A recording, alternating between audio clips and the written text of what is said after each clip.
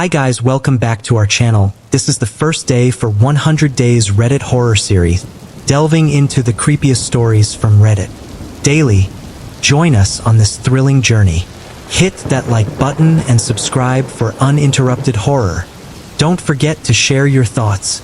Let's dive into the darkness together. The bloody miscarriage of justice. The dim light flickered as I adjusted my security uniform. Scanning the quiet halls of the apartment complex, I moved along patrolling. Night shifts were usually uneventful, filled with the muffled thrum of distant music and occasional laughter drifting through walls. But tonight, there was a sudden jarring that shattered that mundane routine. One of the tenants called, barely coherent through frantic breaths. "Help! Help! Come!" "Stay calm," I urged through the line. "I'm coming. Just stay where you are." Unease curled around me as I climbed the staircase, each step feeling heavier. When I finally reached the door, someone immediately pulled me inside their apartment, their wild eyes darting around as if the walls themselves were eavesdropping. There, in a corner, was a young woman, her pale skin stark against the crimson coat of blood soaking the belly of her shirt. Her neighbor was hiding her in their apartment, frantically, panic-stricken, their voice quivering to the point he was barely intelligible. It was him, her boyfriend. He has a KNN knife. I leaned down to kneel down beside her. She was instinctively grasping her wound. "You're going to be okay. Help is coming." I placed a call in, I told. She shook her head, whispers catching in her throat like nettles. "He won't let us leave. He..." Tears streamed down her face as she struggled to recount the horror. With urgency, I opened my first aid kit to help her. My mind churned as I wondered what other stories lay buried inside this woman. "Miss, wait here," I told her, realizing I didn't have the supplies I would need. "I'm going to check on help." I checked for emergency services. However, when I returned, the neighbor was in a frenzy, their door gaping wide open. She went back to her apartment. She went back for her ID. My pulse quickened. I realized this might be the dumbest thing I will ever do. Steeling my resolve, I stepped through the open door into the shadowed apartment. "Where are you?" I called softly, trying to breach the silence. In the bedroom, the moonlight slashed through the blinds, illuminating her trembling form.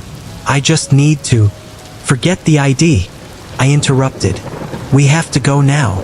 Just as we made for the door, he emerged like a specter, his presence swallowing the shadows and freezing the air. The blade glinted menacingly, a reflection of something dark and fragmented in his eyes. He stood still, exuding a coldness that sent the hair on my arms standing. Emotionless, he assessed us. My heart thudded as reality turned into a nightmare. He wanted to end her, and I was nothing but an obstacle.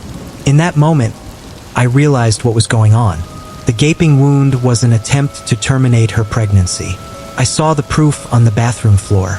He was guarding it. At that time, our gazes locked, a dance of instinct and fear unspooling.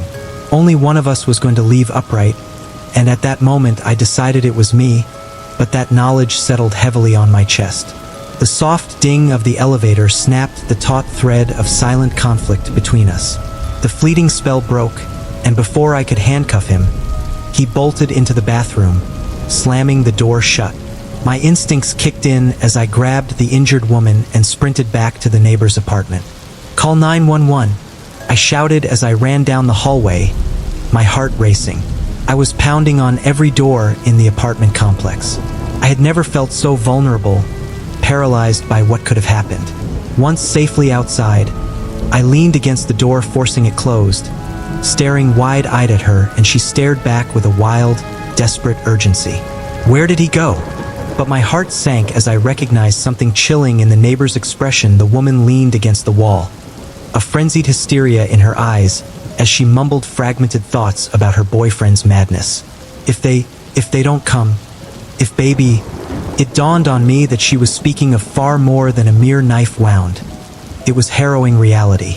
I glanced forward down the street, trying to will the sirens to wail closer, sooner. Tightening my grip around the woman's thin shoulder, I suddenly realized the truth. The weight of apathy that usually bears down on me. This had gnawed at my senses. I was awake now. What if they are too late? She asked me, and I could feel the trembling in her body. The squad of officers burst past us, down the hallway, flooding in.